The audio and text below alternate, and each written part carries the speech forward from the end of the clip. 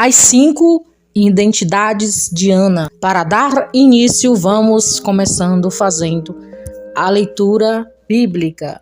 Está localizada aí no livro de 1 Samuel 2, versículo 21. O Senhor foi bondoso com Ana. Ela engravidou e deu à luz 3 filhos e 2 filhas. Enquanto isso, o menino Samuel crescia na presença do Senhor. E em 1 Samuel capítulo 1, versículo 27, diz o seguinte: Por este menino orava eu, e o Senhor me concedeu a petição que eu lhe fizera. O propósito doutrinário dessa mensagem de hoje sobre como a nossa identidade ela deve ser definida por Deus e não pelas percepções humanas ou circunstâncias. Você não é quem as pessoas dizem que você é. Você é quem Deus te escolheu para ser. Já parou para pensar que como as pessoas te veem? No entanto, o verdadeiro desafio não está de como elas te enxergam, mas como você reage a isso. Na Bíblia, encontramos vários exemplos de pessoas que enfrentam crises de identidade. Vamos refletir, trazendo aí a história sobre a vida de Ana. Ao analisarmos o capítulo 1 de 1 Samuel, identificamos 5 perspectivas de identidades que Ana teve. Vamos ver as 5 identidades de Ana? Primeira identidade. Eucana olhava para Ana e via uma mulher estéril. Versículo 5 de 1 Samuel. Porém, dava porção dupla, porque ele a amava, ainda mesmo que o Senhor houvesse deixado estéril.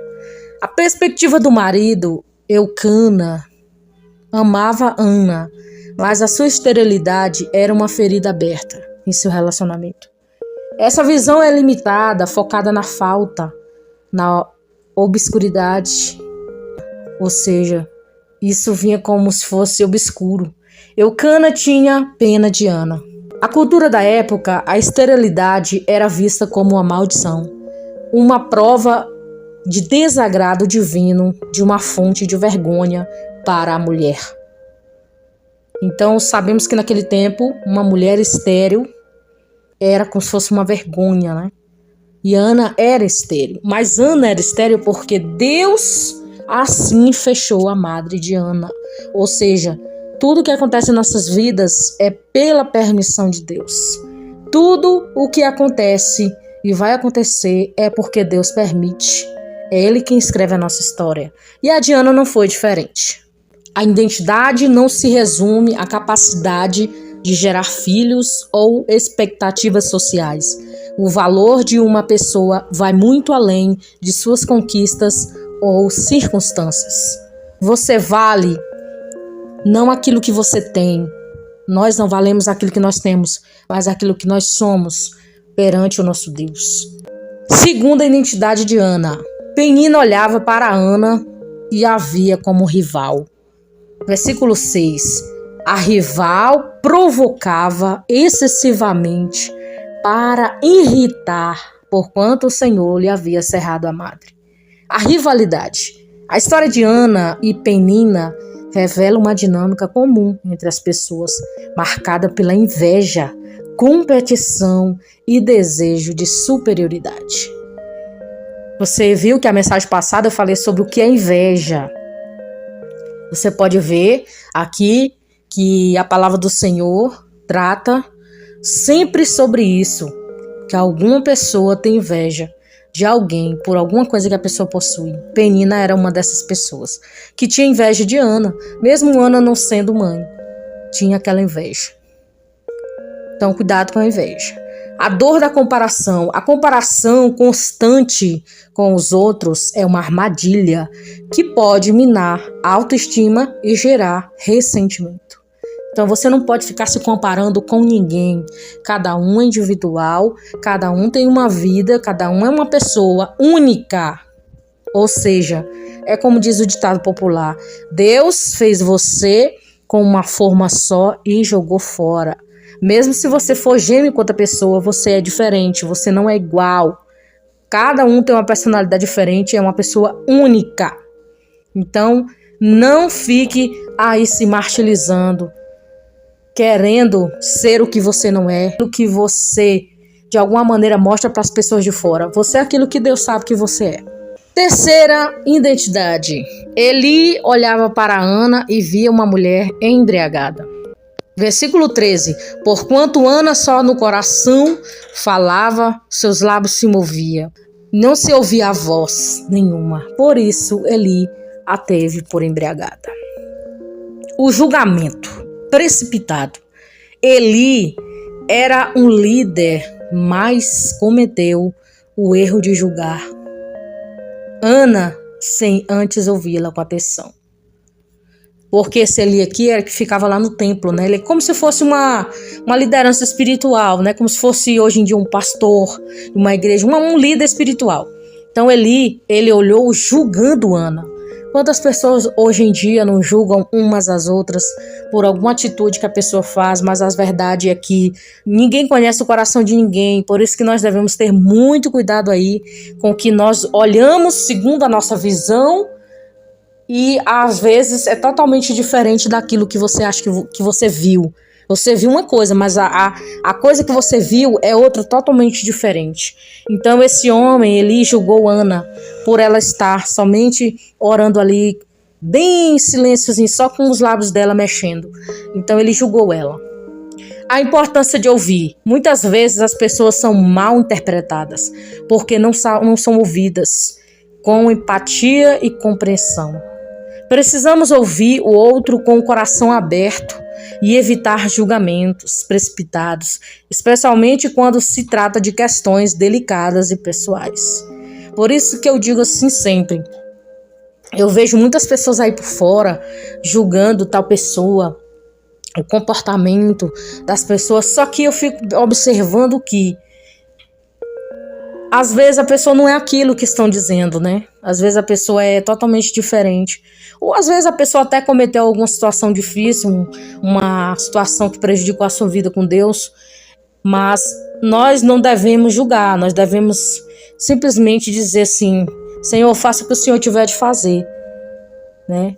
Não vou julgar ninguém porque alguém falou isso, falou aquilo. Primeiro eu vou conhecer, vou saber realmente quem é, o que está acontecendo.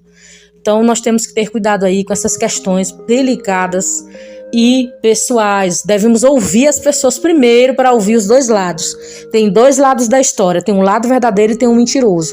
Mas nós precisamos ouvir os dois lados para saber aí, fazer um balanceamento para sabermos o que é que nós devemos decidir. Quarta identidade. Ana olhava para si e via uma mulher atribulada. Versículo 15. Porém, Ana respondeu: Não, Senhor meu, eu sou uma mulher atribulada de espírito, não bebi nem vinho, nem bebida forte, porém venho derramando a minha alma perante o Senhor. A luta interior. Ana expressa sua angústia e sofrimento, revelando uma alma ferida e desesperançosa, se sentindo uma vítima. As palavras de Ana, eu sou uma mulher atribulada de espírito, e não tenhas, pois, a tua serva como filha de Belial, revela que ela se sentiu uma vítima. Então você não tem que se sentir assim. Mas por que a Ana se sentia assim? Porque talvez na cabeça dela, ela não poderia ser uma mulher que gerasse filhos, né? Muitas pessoas se sentem assim, vítimas, né? Muitas vezes a pessoa, ela sabe que ela não é vítima, mas ela se sente por a situação que ela está passando dentro dela, pelas suas lutas pessoais, as suas lutas interior.